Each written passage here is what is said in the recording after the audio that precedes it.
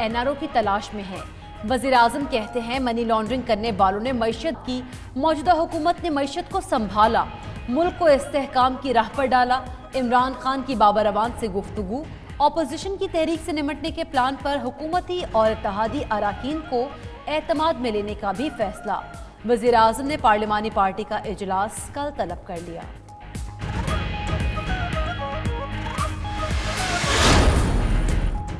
Opposition को गुजरांवाला में जलसे की इजाजत मिल गई। जिन्ना स्टेडियम में कल सियासी पावर शो होगा। शाहिद खाकान कहते हैं कारकुन गिरफ्तार हुए, गुजरांवाला जाने वाली हर सड़क पर कंटेनर हैं, ये हथकंडे काम नहीं आएंगे। कल अवाम की फतह होगी, हुकूमत नाकाम हो चुकी। वजीर आजम बताएं आटा 75 रुपए किलो क्यों है, बिजली और गैस के बिल क्यों बढ़ गए।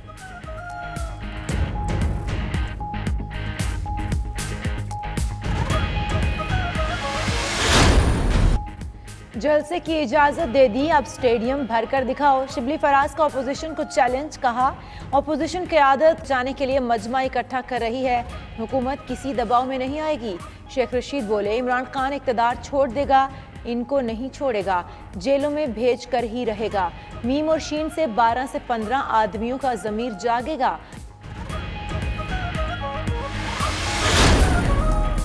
नून लीग ने जिन्ना स्टेडियम भरने का वज़ीर इत्तलात का चैलेंज कबूल कर लिया। परवेज रशीद कहते हैं शिबली फराज बताएं स्टेडियम भर दिया तो इस्तीफा देने में कितनी देर लगाएंगे।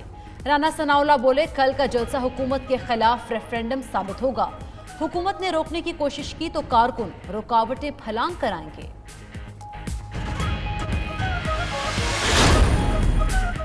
इस्लामाबाद में फजलुर रहमान की सरबराही में पीडीएम का इजलास, सियासी सूरत हाल और हुकूमत मुखालिफ तहरीक पर मुशावरत। उधर गुजरांवाला में जलसे की तैयारियां तेज, स्टेडियम में बड़ा स्टेज बनाया जा रहा है, डीजे ने नए तराने भी तैयार कर लिए। मरियम नवाज कल लाहौर से रैली की सूरत में गुजरांवाला पहुंचेंगी, बिलावल भुट्टो लाला मूसा से काफिला लेकर आएंगे।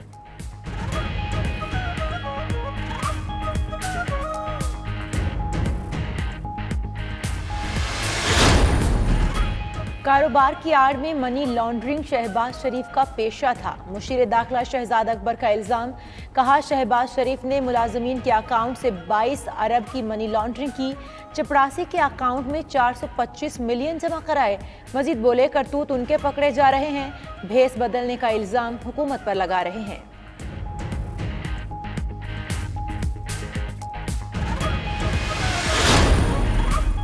हम कैद काट आए, अब मौजूदा हुक्मरानों की बारी है। एहसन इकबाल कहते हैं अगर कल हुआ तो जिम्मेदारी हुकूमत पर होगी। यूसुफ गिलानी कहते हैं अगर एनआरओ चाहते तो अदालतों में क्यों पेश होते, हुकूमत महंगाई पर काबू पाने में नाकाम हो गई। अब्दुल गफूर हैदरी बोले पहला मरहला जलसों का, दूसरा रैलियों का, तीसरे मरहले में जेल भरो तहरीक, चौथे में इस्तीफे आ सकते हैं।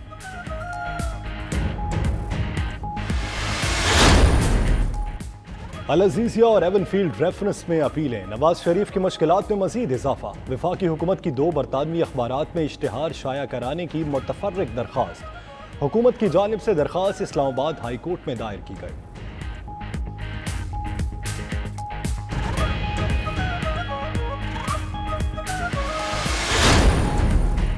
ट्रांजैक्शन केस में पेशरफ जारी, आसिफ अली जरदारी के वारंट गिरफ्तारी। नैब के मुताबिक जरदारी ने 8 अरब रुपए की ट्रांजैक्शंस के जरिए जाती घर खरीदा। उधर अकाउंट्स केस में साबिक सदर की अबूरी जमानत में 5 नवंबर तक तौसी। बिलावल भुट्टो कहते हैं उनके वालिद कई दिनों से अस्पताल में जेर इलाज हैं। नैब ने वारंट गिरफ्तारी जारी कर दिए। ओछे हथकंडे और जबर रास्ता नहीं रोक सकता।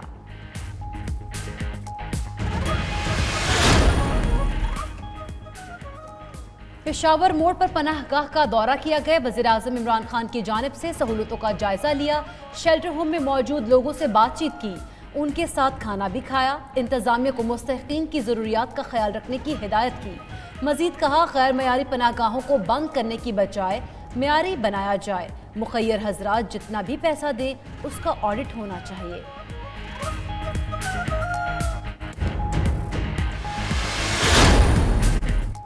Army chief general Qamar Javed Bajwa का बहावलपुर का दौरा। DGISPR के मुताबिक आर्मी चीफ को बहावलपुर कोर के ऑपरेशनल, तरबियती और इंतजामी उमूर पर ब्रीफिंग दी गई। आर्मी चीफ ने तरबियत में मसरूफ जवानों की महारत का भी जायजा लिया। आर्मी चीफ ने अफसरान और जवानों से भी मुलाकात की।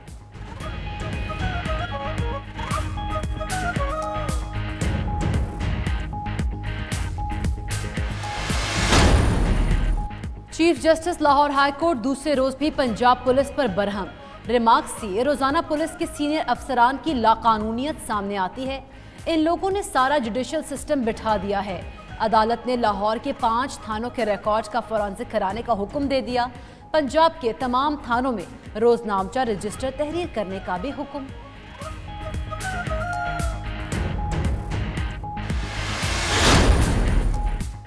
मीटिंग में ताखीर से क्यों पहुंचे? सीसीपीओ लाहौर उमर शेख SPCIA आसिम इफ्तिखार पर बरहम। मुकदमा दर्ज करने के अहकाम जारी।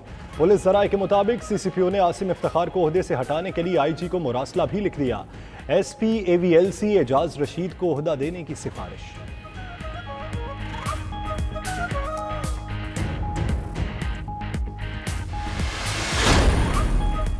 ऐवान सदर में नेवल चीफ एडमिरल अमजद न्यासी को एजाज देने की तकरीब।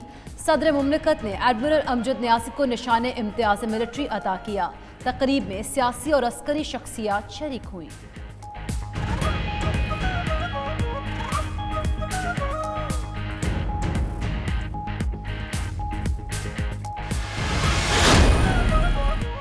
नेशनल T20 कप में फिक्सिंग की कोशिश। PCB ने एक खिलाड़ी से मुबैना बुकी के राब्ते की तस्दीक कर दी। खिलाड़ी के राब्ते पर PCB एंटी करप्शन यूनिट ने इब्तदाई तहकीकात के बाद मामला FIA को भेज दिया। फौरी आगाह करने पर खिलाड़ी की भी तारीफ।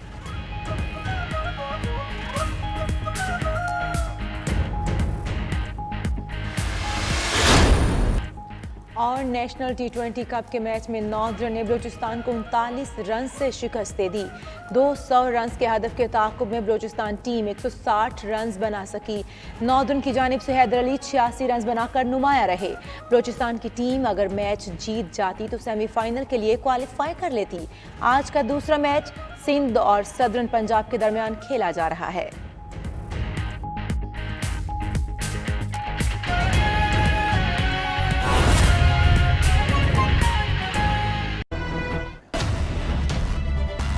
बिस्मिल्लाहिर्रहमानिर्रहीम। अस्सलाम वालेकुम। 92 न्यूज़ प्राइम टाइम बुलेटिन के साथ मैं हूं यासिर रशीद और मैं हूं इशाल सुलेमान। इस बुलेटिन में हमारा साथ देंगी साथी एंकर सैयदा इकरा बुखारी भी। बुलेटिन का बाकायदा आगाज करेंगे। कौमी दौलत करने वाले सिर्फ NRO की तलाश में हैं। वज़ीर आज़म इमरान खान ने कहा, मनी लॉन्ड्रिंग करने वालों ने मईशत की हमने संभाला दिया और पाकिस्तान को इस्तेहकाम की राह पर डाल दिया। मज़ीद तफसीलात इस रिपोर्ट में।